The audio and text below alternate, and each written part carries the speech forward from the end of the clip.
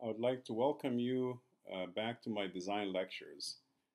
Today's lecture is going to be on understanding the basic failure mechanisms and how we can use that in design. As we will progress in the course, we'll see that failure can be a result of static loading, or it can be as a result of an alternating or changing, a loading that is changing as a function of time. I have to say that most of the failures in mechanical components are caused by the alternating and the changing nature of the load, and that's called fatigue failure, as we all know. However, there are significant other instances where failure can occur as a result of a static load, for example, exceeding the yield limit, or in certain locations of the component you have stress concentrations, or by brittle nature of the material you can have a fracture type failure due to, let's say, an impact loading. So in all of these situations we want to develop first order simple understanding of the measures that we use to gauge whether failure is possible or not. So I'm going to just first show you a few examples of failures, and then we will focus on static failure in ductile materials, and also later on we will discuss the failure in brittle materials that have different characteristics, and we will get a little bit into fracture mechanics because it relates to failure. So let's just have a look at failure resulting from static loading. If you see in this example here, we have failure of a truck drive shaft spline due to corrosion fatigue. So corrosion fatigue, you can see some striations here indicating progressive propagation of fatigue cracks into the drive shaft and causing failure. So this is kind of more of a fatigue failure. Another example here is illustrative of impact failure. And in this component, you have a lawnmower blade, driver hub, and when the driver hub hit, or when the blade struck a surveying pipe marker, that resulted in dynamic loads that exceed the design value for this material, which is a brittle type cast iron, and therefore that led to failure, as you can see in here, by fracture. Another example here is an overhead pulley retaining bolt of a weightlifting machine, and in this case you see that the failure of the retaining bolt usually is designed to take axial loading, but there was a little gap, and this gap here added to or resulted in a bending moment, and the bending moment has led to failure. It's a tensile type failure, and the crack propagated through. So this is an example of the material is designed, or the component is designed perfectly, but the application and assembly is faulty, leading to failure. Another example here is failure of a chain test fixture, and it failed in one cycle, and the reason is that the manufacturer just got a lot of complaints about excessive wear, so they decided to case harden the material. And when you case harden the material, that led to more brittle nature of the material, leading to failure.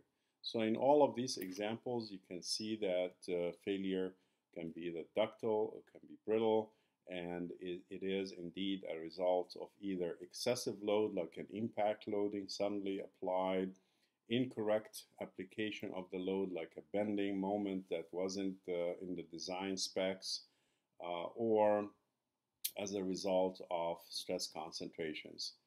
So although you design the material properly, but the local stresses can exceed the design limit, as I'll show you in a second. So the idea of stress concentrations is that some materials have certain regions, and the regions are have gaps. For example, if you have a hole in the middle of a plate like this, then the force lines, if you apply an axial load, you can imagine that you have force lines similar to electric field, for example.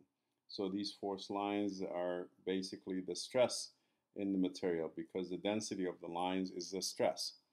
So since the cross section here is reduced, so if you look about the hole here, the cross section is reduced by the size of the hole. Therefore, for continuity of the material, the force lines must avoid the hole and then move into the material. Therefore, they will crowd close to the hole, as you can see here. So there's a little crowding. This crowding increases the density of lines. So if the number of lines per square area is increased, like electric field, then the stress is increased. So it's kind of analogy to the electric field passing through the material where you have the field lines. So if you do a proper stress analysis, you see, for example, that the stress far away from the hole is the nominal stress. So this is sigma nominal. Nominal means the applied far away from the discontinuity. And then in the vicinity of the discontinuity, which is this hole here, then the stress rises to a maximum, and that maximum here is characterized by a stress concentration factor. So if you look at this characterization, we can describe the maximum value of the stress in the vicinity of the disturbance or the discontinuity, this maximum value, divided by the nominal. So this is nominal. Nominal means in name. So this applied far away. This is far away. So if we look at this, sigma 0 is the applied stress far away. The ratio between the local value of the stress and the value that is applied far from the discontinuity, that ratio we're going to call the stress concentration factor. And it's a kind of a big computational area. People have done many computations to calculate the elastic stresses as they change in the material, either using analytical techniques or numerical methods, and they tabulated these stress concentration factors for designers like ourselves. So at the end of the day, we have a tabulation of the stress concentration factor in shear, KTS, shear, and KT in tension. And examples that you'll see in the book, you have in an appendix, and the appendix is Appendix A, and the Appendix A has figures. Each figure shows the stress concentration factors for design. If you move on to the other applications and you require it for your work, then you may want to consult with Peterson's stress concentration factors manual for many other configurations.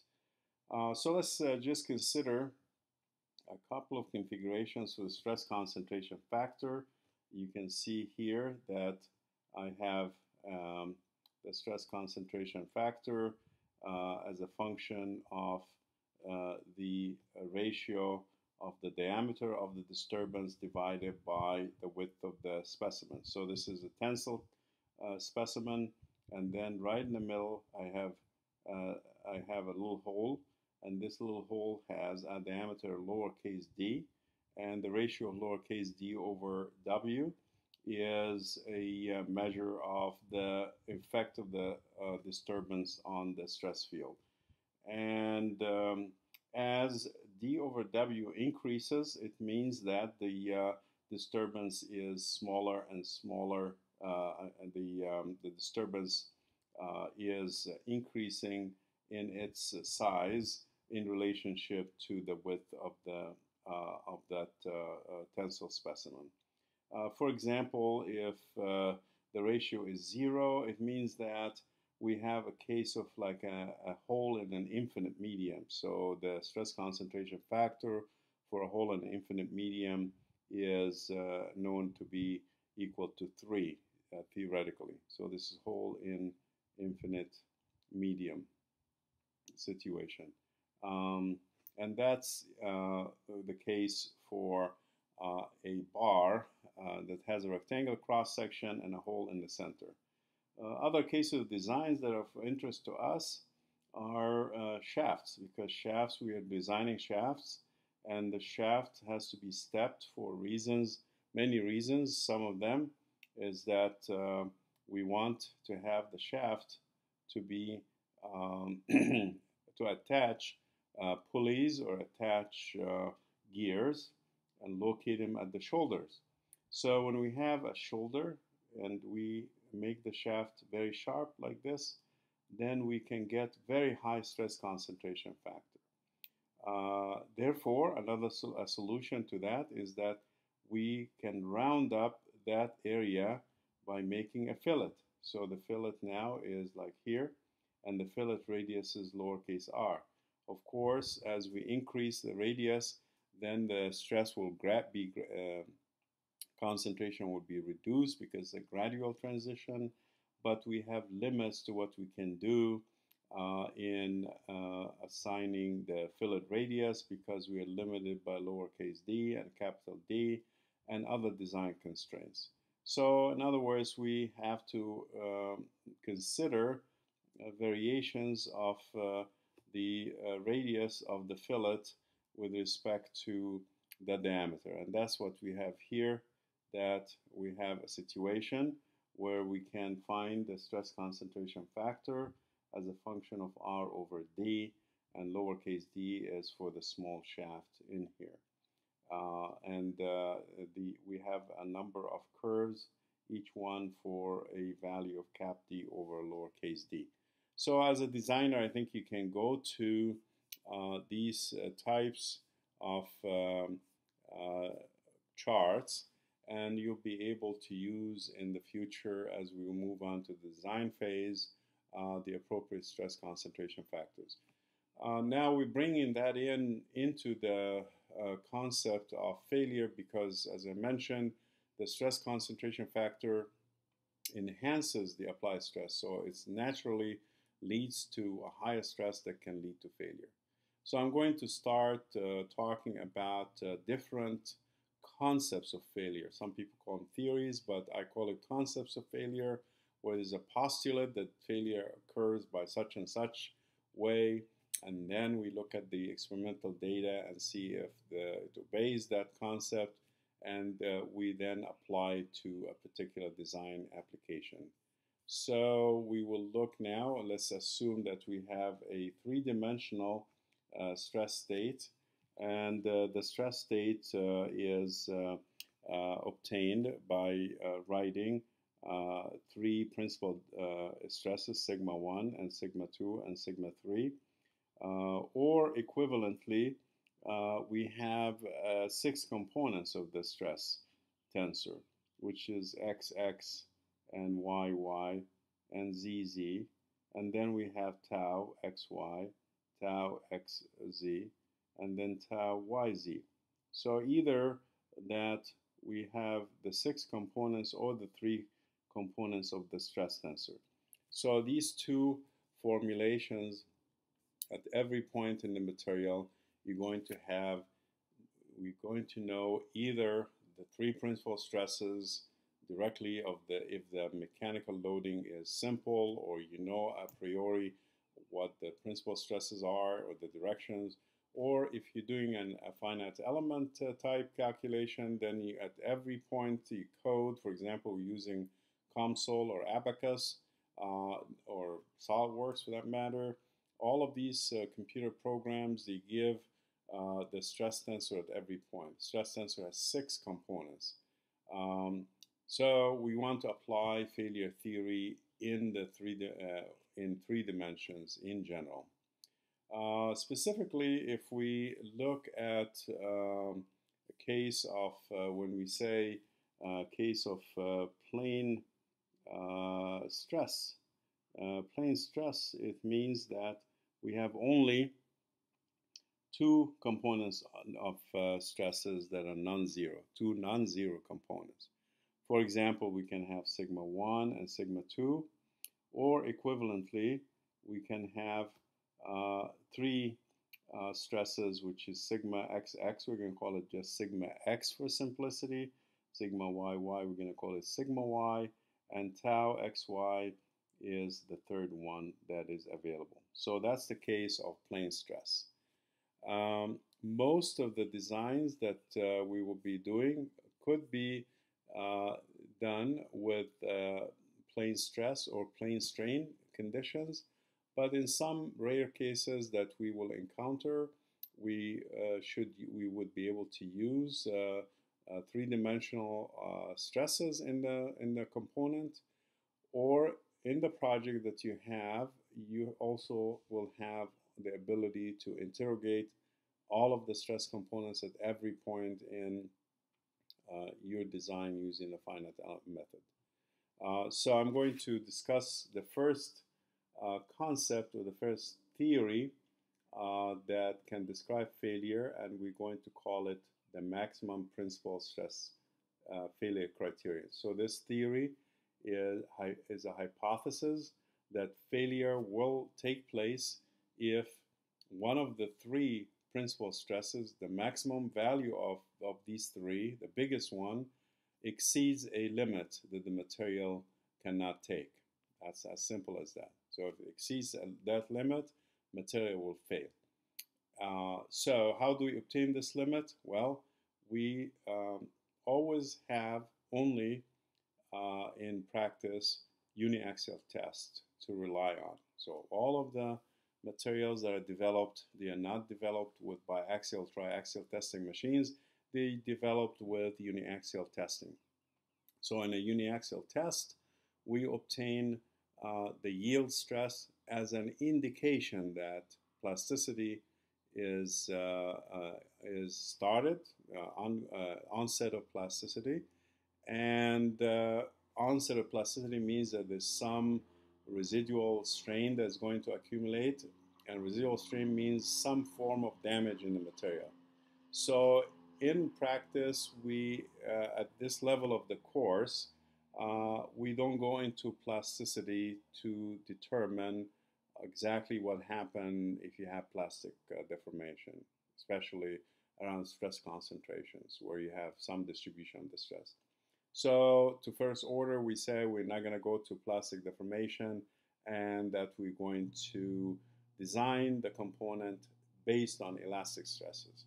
So we say that the maximum principal stress should not exceed its equivalent in uniaxial tests. So we go to uniaxial tests, find the principal stress, and equate it to the yield point, and then use the same criterion in the case of biaxial or triaxial loading conditions. So the criterion goes like this.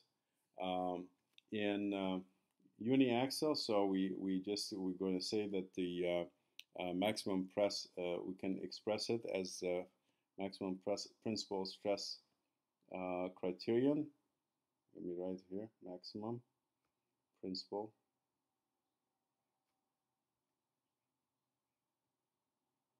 stress criterion is explained as or expressed as follows. The maximum value of these three, any one of these three maximum, shall not exceed the yield stress, since in uniaxial we have only one component that is available, and therefore will borrow this criterion for uniaxial. So uniaxial, we know that this is the onset of yield. Then in triaxial, we kind of follow suit and say that the maximum of any one of these three shall not exceed the yield point. So if we just have this, we try to plot it. As I mentioned, most of the designs will be based on the condition that we have plane stress, and plane stress we have only two components of the stress tensor, so we can make a plot, and the plot will be the component sigma 1 and the component sigma 2, because sigma 3 is equal to 0 when we have plane stress, like a thin sheet. For a plane stress, meaning that I have a thin sheet like this, and then the stress sigma 3 is equal to 0 normal to the sheet, while there is sigma 1 and sigma 2 in the material. So this is applicable for situations that have thin components. So there's a third dimension, and the third dimension is very thin, and therefore there's no variation of the stress across this dimension, and we can take it approximately to be 0. In case we have plane strain is for very thick members. We will be able also to use the same criteria and apply them because we have a two-dimensional stress state. The third one is related to the sigma 1 and sigma 2 by the Poisson effect. So we will just limit the discussion here on the case of biaxial plane stress for illustration how to plot them on the appropriate profile between the relationship between sigma 1 and sigma 2. So we know now that if we go back to this relationship, this is the criterion that we will use for maximum principal stress. Any one of those should not exceed the yield. It means that it depends on the quadrant. So if we are in this quadrant here, in the first quadrant, then and sigma 1 is the largest, then it cannot exceed the yield. So this is the limit.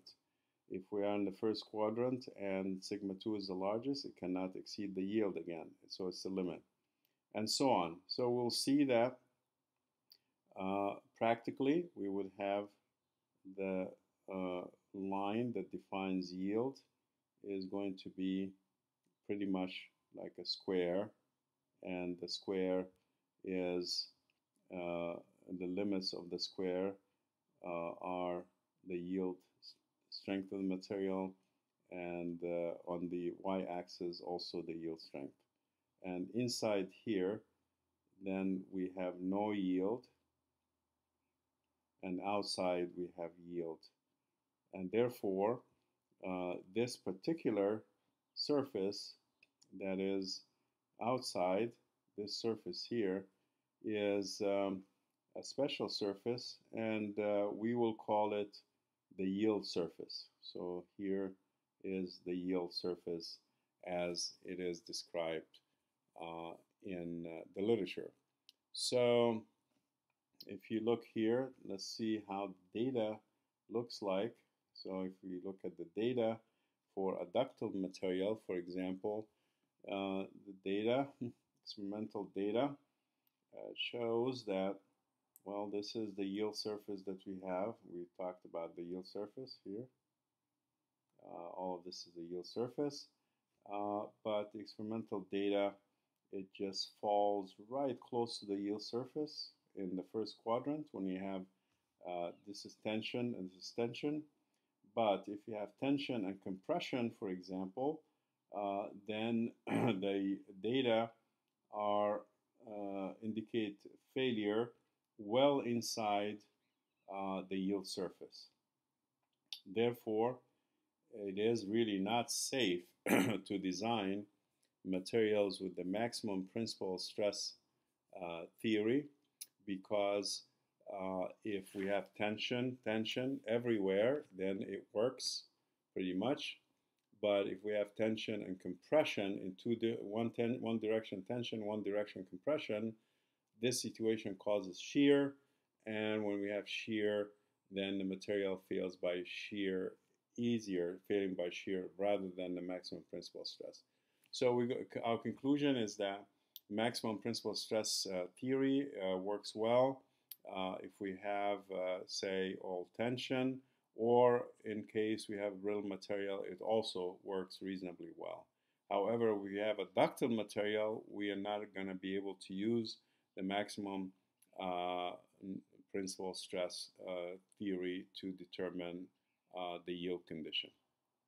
So in this case, we're going to introduce another theory or another concept to determine the failure. And this concept is called the maximum shear theory. So the maximum shear theory implies that when the shear stress, if you have a stress tensor, you can convert it so that you have principal stresses, and you can also construct a Mohr circle to find the maximum shear. Now, if you put your eyes on that maximum shear and it turns out to be greater than a certain limit, then we would assume that you have failure by shear, which is the case of ductile materials. So let's see how that works in practice. So I'm going to have a look now at the case of the maximum shear stress theory and discuss how it is applied. So this is the maximum shear stress theory, and we're going to call it MSS. And in this case, I have a situation where I will have the yield occurs when maximum shear exceeds yield. So how do we find the yield stress in shear? As I mentioned, if we have a uniaxial tension, and the uniaxial tension is a case that we have a force applied on a material, then in this material we know there's going to be only one principal stress, sigma 1. So this F over A. However, if you look at a plane, and this plane is at 45-degree angle, this plane at 45-degree angle will have a shear stress. Although you're applying tensile force, but this plane will have a shear stress. So when the material yields in uniaxial, sigma 1 reaches the yield stress. Then the question is, what is the shear on the maximum shear in the material at 45 degrees? The maximum shear, as we know from Mohr circle, it is, we know that this is tau on this plane is equal to sigma 1 over 2. So it's very important that we remember that. So in practice, then when sigma 1 goes to S yield, then tau goes to S yield over 2. So the yield, the shear stress under yield, the yield stress under shear conditions should be S yield over 2. Now from Mohr circle, we learned that the tau max is the radius of the circle, and the radius of the circle is half of the diameter, and the diameter is the difference between the maximum principal stress and the minimum principal stress over 2. I wrote it sigma 1 minus sigma 3 because I just wanted to extend it to triaxial situation. Normally, the Mohr circle has only 2 principal stresses. You can also construct a couple of Mohr circles if you have sigma 1, sigma 2, sigma 3. But the bottom line of this story is that the maximum shear stress is the radius of the Mohr circle, and the radius have the diameter, and the diameter is the difference between the largest value of the principal stress and the smallest value of the principal stress, whatever that is. So based on this, we're going to find a way to represent the yield surface such that the maximum shear, the maximum shear is equal to the yield at shear conditions, which we derive to be S sub yield, S sub y over 2. So if we look here, we see that we have a triaxial stress state. So in uniaxial, we just recap. Then we have tau max in uniaxial is equal to half of the yield strength of the material. We're going to keep that. In triaxial, sigma, the maximum shear is sigma 1 minus sigma 3. Then we divide it over 2. This should be equal to 1/2 S yield. So the yield surface is now sigma 1 minus sigma 3 is equal to S yield. And that is basically the condition that will allow us to determine the yield surface of the material. So how do we do that for plane stress? If we have plane stress, we don't have one of the 3 components is 0. And we usually plot the yield surface in plane stress as a relationship between sigma 1 and sigma 2. So in this case, there is a third stress, and the third stress could be 0. So we have sigma 1, sigma 2, and 0. And it can turn out to be that sigma 1 and sigma 2 could be both positive, or one of them is positive, one negative, or the 2 of them would be negative. So we have 3 different conditions to consider, and the 0 is the third stress that has to be taken into account. So when we reorder even though we have plane stress condition, we have to open up our minds and consider that in fact we have 3 principal stresses. The 2 that we know, and the third one is 0. So we have to consider the 0 into our consideration. And therefore, we're going to use a little bit sorting method. And the sorting method goes like follows. So we have 3 cases. We're going to consider for plane stress. And in plane stress, we have sigma A and sigma B are the non-zero stresses. We're going to call it non-zero principal stresses, principles. The third one is 0. And we have 3 cases. Case 1, and in case 1, we have sigma A is greater than or equal to sigma B is greater than or equal to 0. And in this case, in our ordering, we will therefore know when we convert this to an order set of principal stresses, then we would say that in fact sigma 1 is the sigma A, sigma 2 is the sigma B, and sigma 3 is the 0 stress that we have. And these are the principal stresses.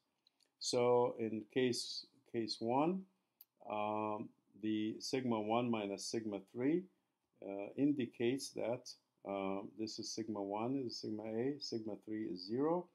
Then when we apply this criterion here for case 1, it will be sigma 1 is sigma A, for the non-zero stress, and sigma 3 is 0. That should be equal to S yield. So this indicates that the condition is sigma A is equal to S yield, and we set that on the side. Now we have a second condition, case B or case 2, and in case 2 we have the non-zero stress sigma A is greater than 0, that's no problem, but one other stress, which is sigma B, is negative. So in that case, when we reorder, then our sigma 1 is again the same as sigma A, and sigma 2 is actually equal to 0, and sigma 3 is equal to sigma B. So in this case, when we apply the criterion, then it would be sigma 1 minus sigma 3 is equal to S yield. This is our criterion. Translates to sigma A minus sigma B is equal to S yield. So this is the second equation. This is equation 2 for the second case. So if you look at the first case, this is equation 1, and this is equation 2. And similarly, we can derive an equation for case 3. So case 3, we have here a condition that we have the two stresses, A and B, are both negative, and they can be ordered in this fashion. So this is your sigma 1, this is your sigma 2, and this is sigma 3. So the difference between the largest and the smallest is going to be just minus sigma B, and minus sigma B should be equal to the yield strength of the material, which means that sigma B is equal to, sigma B is really sigma 3 in that case. So we will have a condition that we have sigma 3 is less, or sigma B is less than minus the yield stress of the material. So less than or equal to minus the yield strength of the material for the material not to yield. So this is equation 3. So let's now see if we can plot these three equations and plot the equations in a case that we have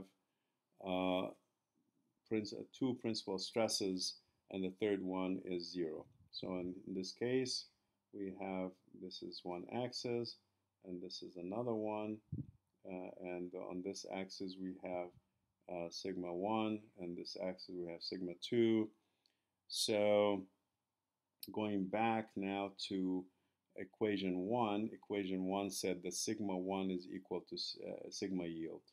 The condition sigma 1 equals to sigma yield means that we have a line that looks like this. So we have a line goes up to here, and the intersection here is S yield at this point. So this is case 1 that we wrote. In case 2, we have sigma 1 minus sigma 2 is equal to S yield, and that's going to give us a straight line that is inclined at 45 degrees and looks like that. So this is the case 2 that we discussed. This is the conditions for case 2. And conditions for case 3 is sigma 2 is less than or is equal to minus S yield, and that's going to give us another straight line that looks like this. and that is case number 3. So these are the 3 lines and that describe the yield surface. So the intersection here on the vertical axis SY, the intersection here on the horizontal axis is SY. And since we do not have any reason to assume that the material will behave differently in compression than in tension, then there should be complete symmetry between the sigma 1 and sigma 2. In other words, we can consider 1 to be 2 and 2 to be 1 and get the same result, because this is kind of symmetry argument.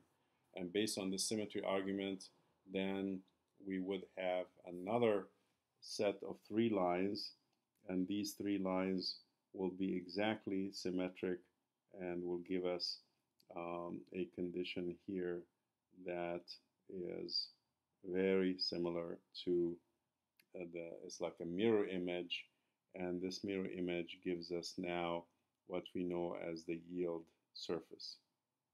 And the yield surface here is based on the MSS, maximum shear stress theory, and therefore anything inside this yield surface is going to be safe, and anything outside this yield surface is going to cause failure. Generally, we do not design all the way up to the yield surface. We consider a factor of safety, so our domain is a little bit shrunk, and it would be smaller than what you can see. So if we have a situation that we are actually considering some kind of a factor of safety, then the actual yield surface could be shrunk, and it could be shrunk to be inside here. So the yield surface could be smaller, and that surface is based on a factor of safety.